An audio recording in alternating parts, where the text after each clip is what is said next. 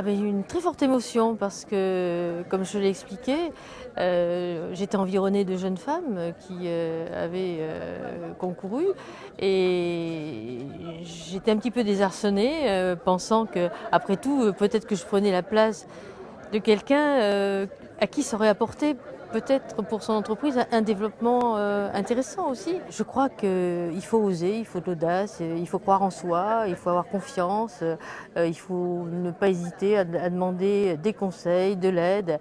Et c'était vraiment le message que je souhaitais apporter ce soir à ces jeunes femmes. J'ai pas eu l'occasion de le faire, mais les femmes ne doivent pas rester en réserve.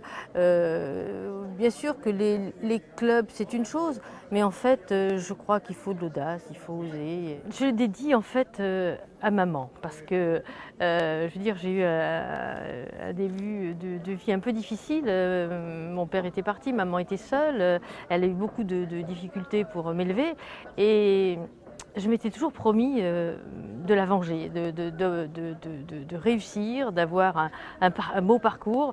Elle aura 101 ans au début du mois prochain. Et franchement, j'ai pensé à elle. Enfin, quand j'ai rempli le dossier, j'ai pensé à elle. Je dis, si j'ai un trophée, c'est elle. C'est son courage. Elle m'a élevée, elle m'a fait faire des études. C'était difficile.